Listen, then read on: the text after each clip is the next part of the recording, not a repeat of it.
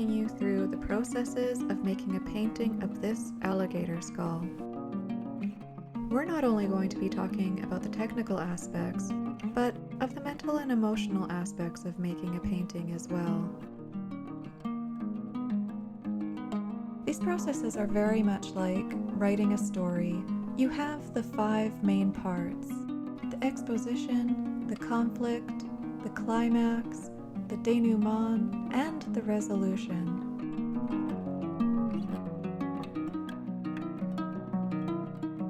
Meet Don Juan. Don Juan was a gift that was given to me several years ago. He is an alligator from Darwin, Australia. I've always loved painting skulls, and I've been fascinated by them for years. These are some of my collection that I've either found or been given over the years.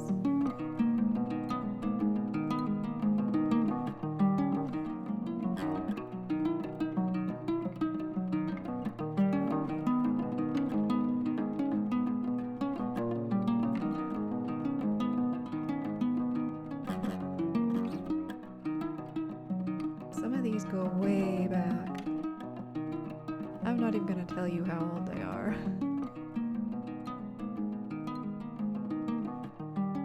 I've always loved seeing skulls in still life paintings. The old masters included skulls in the still life to represent mortality or a moral message. Sometimes the message would be time passing or contemplating on your deeds in life. Sometimes there would be writing tools or artistic implements to imply that your work transcends your own mortality. You often see flowers included in the Vanitas genre. This represented the fragility of life and the fleeting nature of physical beauty. I usually set up a still life until it speaks to me or tells me a story. An alligator is a fearsome, instinctual, and cold creature. It is often connected with deception, trickery, and the patience of a predator. I thought about placing him with my soft, beautiful roses, symbols of love and affection, and also of fleeting beauty. For me, the surroundings represent the recipient of Don Juan's focus. The soft emotions, vulnerability of the roses, the purity of the white cloth all represent the lack of awareness of Don's predatory intentions. Or maybe I just overthink everything. Anyhow, it's a cool looking skull. You have to be careful when you're working with models like Don Juan. His teeth are actually razor sharp, and so you have to be very careful when you're putting things in his mouth because he bites.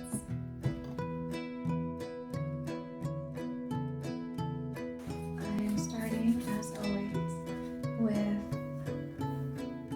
my little viewfinder, and I have taken my panel and I've gridded it off so that I have somewhat of an idea where things could go. I started the drawing in pencil using my handy viewfinder to keep my composition in check.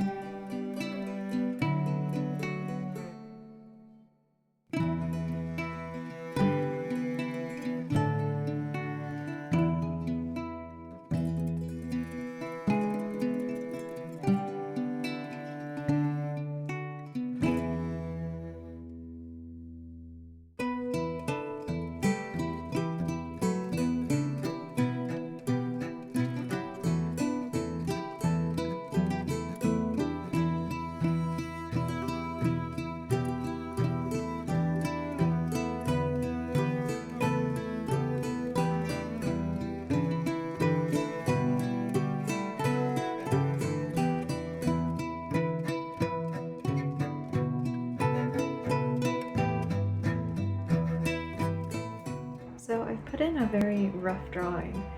I really need to get started on these roses, especially this little guy here, because he's not gonna last the day.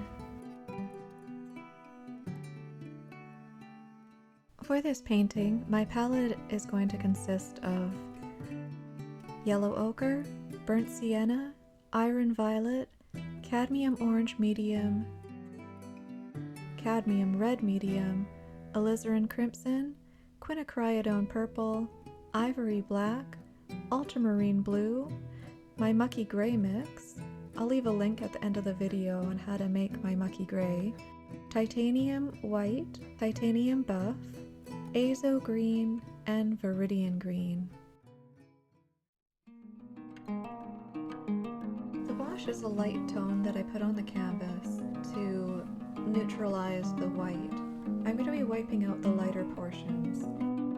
The wash is made of a mixture of mucky gray and burnt sienna, mixed liberally with solvent.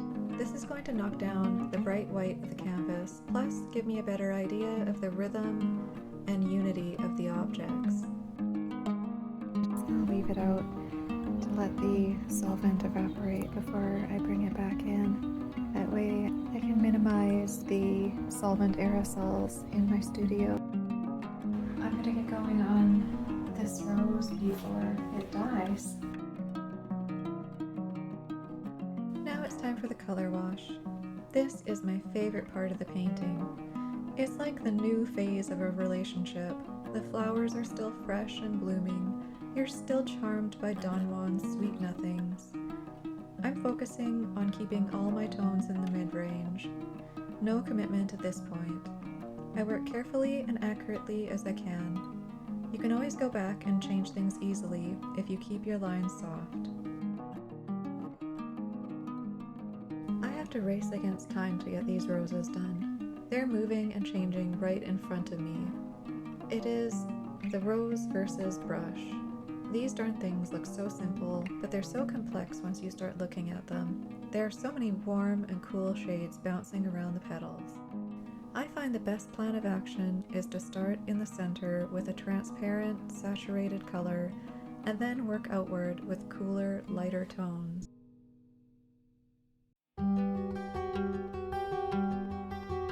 For the roses, I'm using alizarin crimson, cadmium red medium, and a bit of titanium white for the center. I'm also cooling it off a little bit with the iron violet, and the iron violet makes a great shadow color.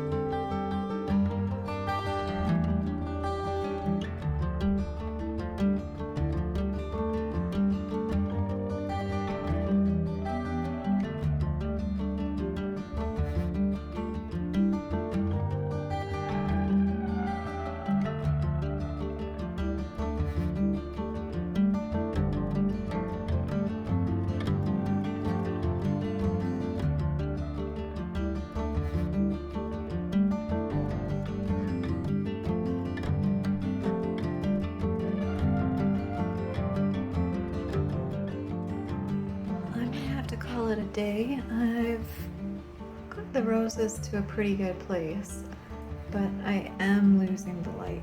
The light's getting a little bit too dim to work with. I'm gonna have to just let this one sit and work on it tomorrow.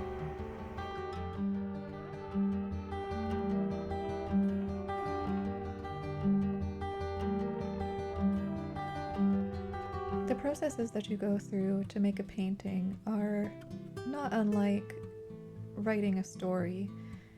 You have the 5 main parts.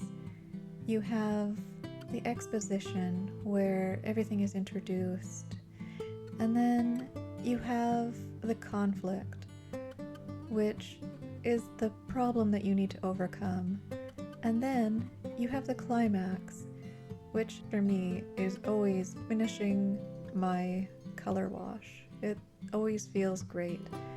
I love finishing my color wash and standing back and looking at it, and eventually it is going to need more detail. And then you come to the denouement, and that is where things kind of get tricky. That's the part in the story where things wind down and questions get answered, that is like that 3/4 mark in a painting where you're kind of slogging through it and it's a bit harder. The excitement and energy has gone out of it. So, you need to just keep going. And eventually you get to your resolution. You finish your painting, and hopefully you can stand back and look at it and say, that's done.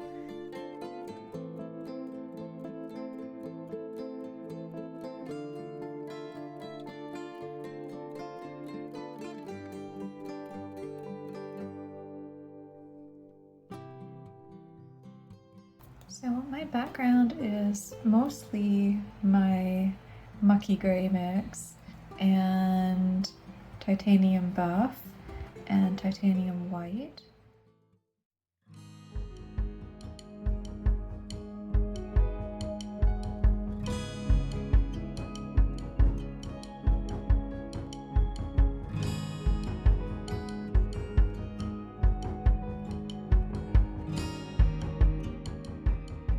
In the lighter sections, I'm adding a little bit of yellow ochre to warm it up.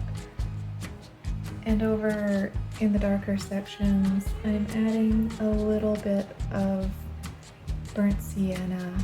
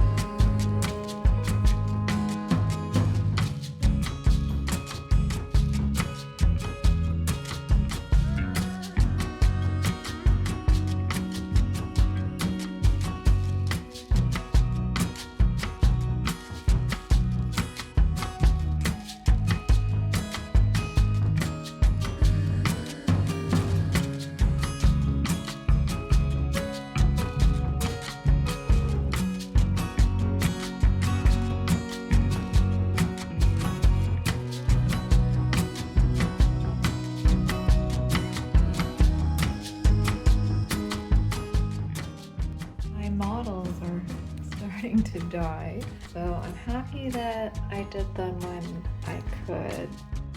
I have a little fake flower here because I still need to work in this area. It's about the same size. For Don Juan, I'm really relying heavily on the buff titanium. I'm adding a little bit of yellow ochre and burnt sienna, as well as bits of my mucky gray mixture as needed. To warm up some of the darker areas, I'm adding in some iron violet and burnt sienna. I'm occasionally adding dabs of black in the very darkest areas, but nothing on the skull is very dark, so I'm keeping everything quite light.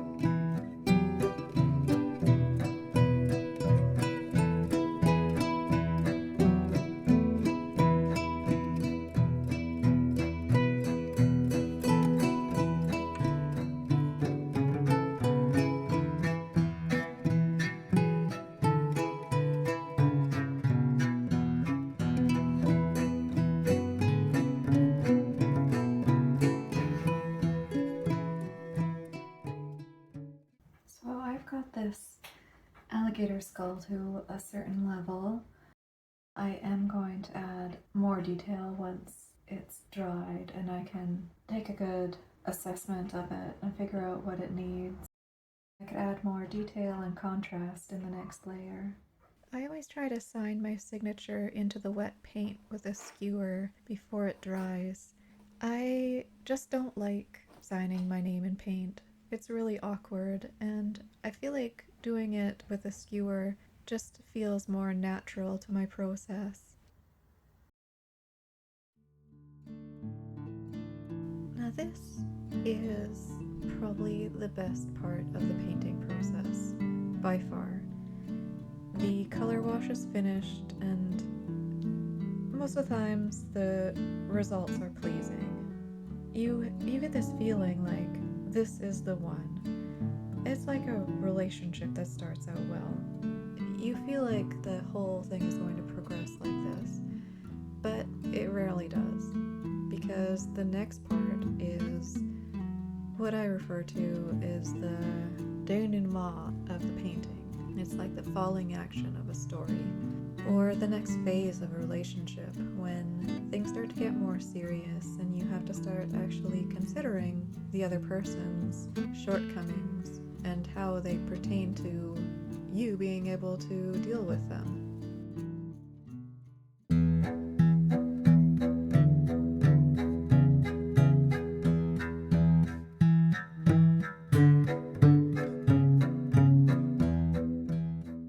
I'm rubbing a very thin layer of walnut oil mixed with solvent onto the dried paint surface.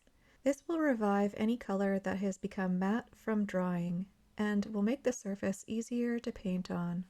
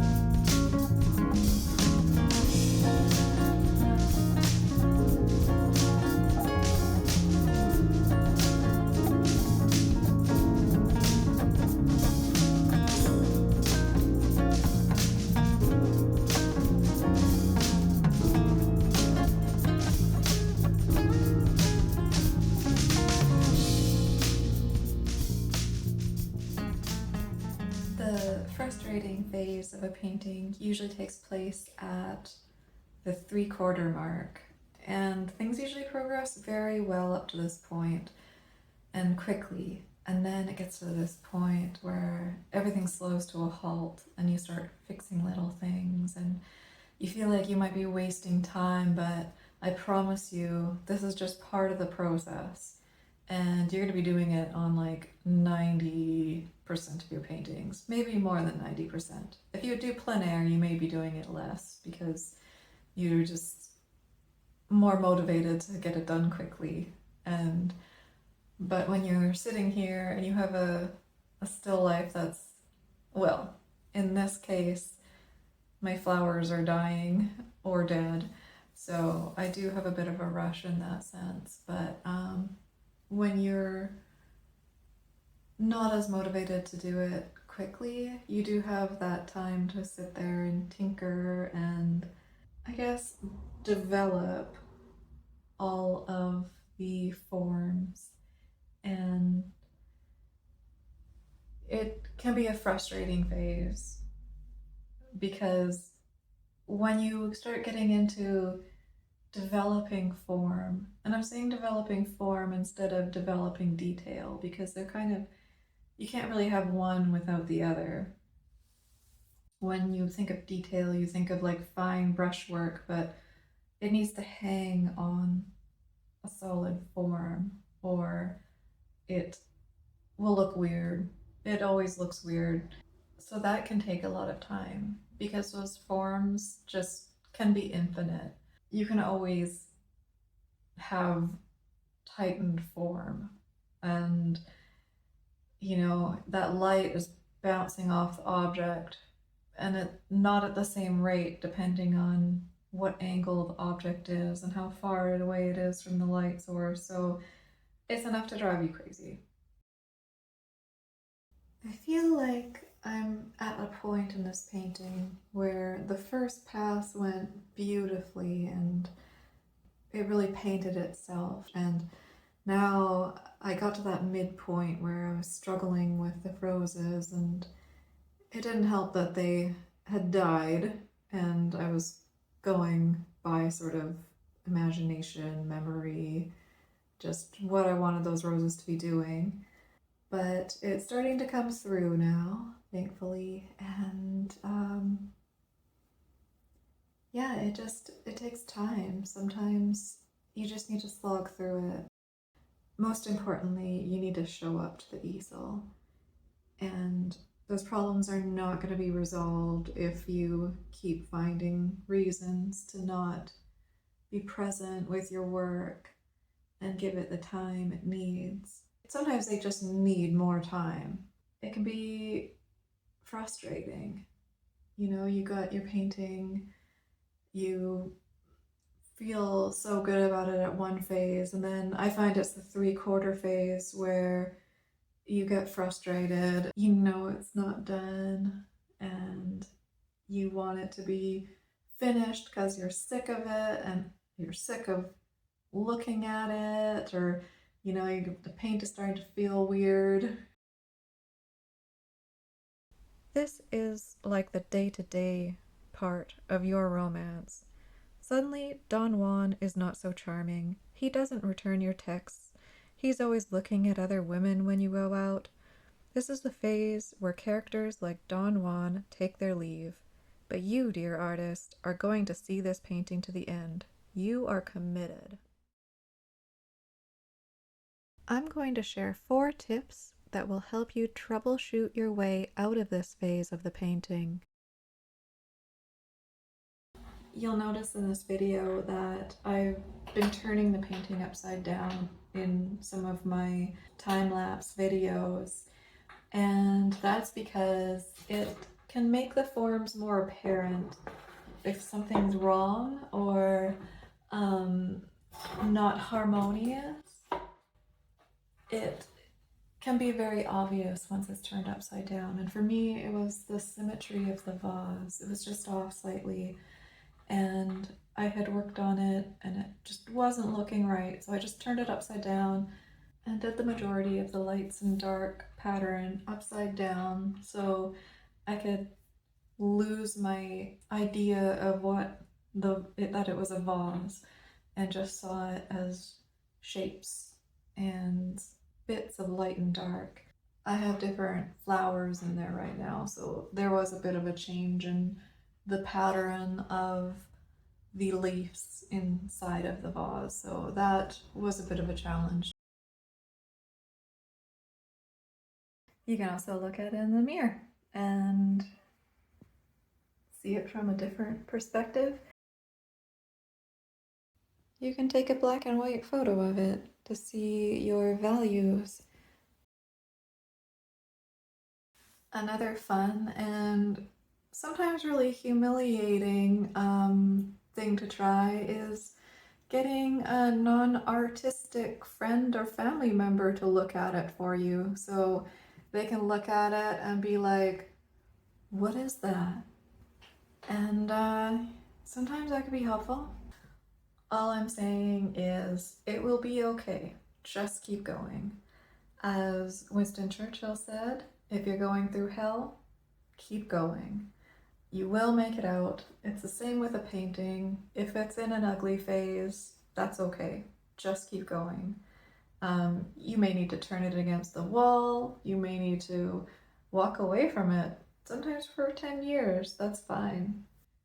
Trying different things can help, but like 90% of the time it's just showing up and giving it the time that makes it end up being the painting that you want it to be.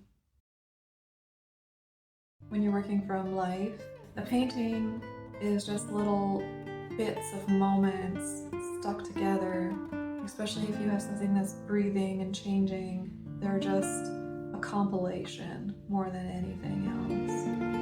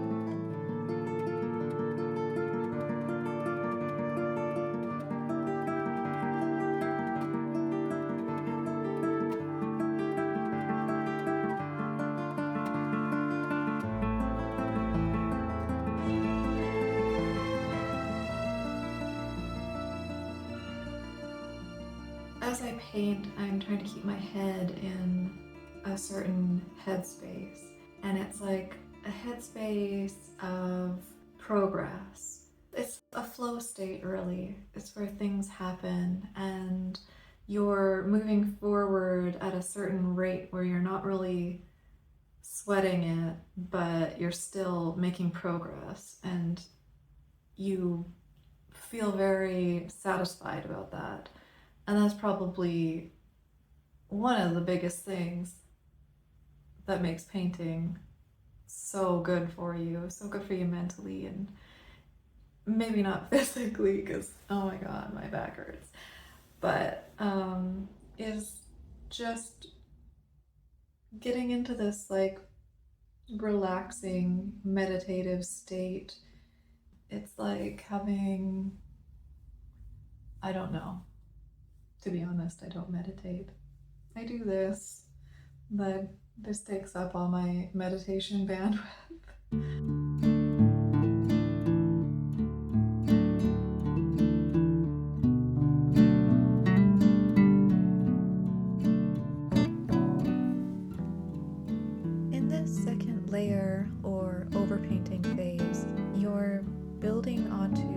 what you've laid down previously.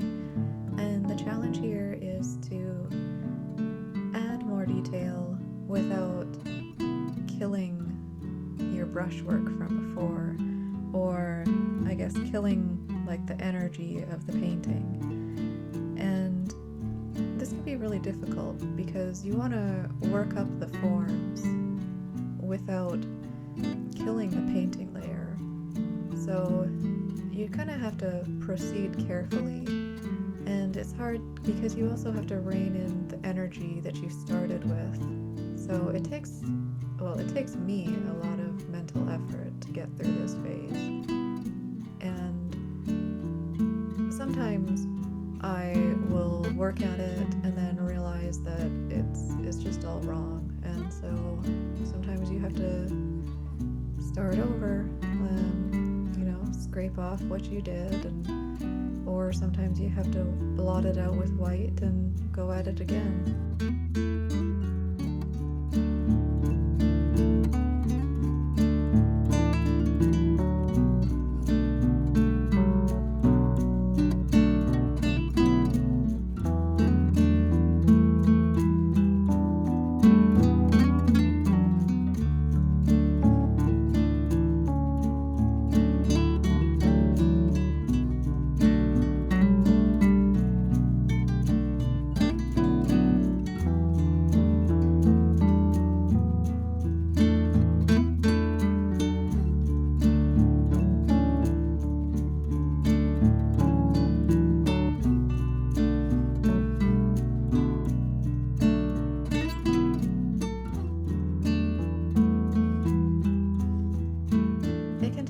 To get to a place where you can look at your painting and know when it's done, and it's very personal. It takes a lot of experience to know when a painting is done. You pretty much have to overwork like a couple hundred of paintings to know when you're on that path of overworking it or losing your objectivity. And same with a relationship. You learn what to walk away from or what to invest in to get to that happy ending that you're looking for. So this is the resolution of our painting story. I put the time in, and I feel like I made the best decisions I was capable of at the time, and was able to sit back and say, this is done. I guess the best rule to probably follow is, it's done when you're done with it. So Don Juan, I am done with you.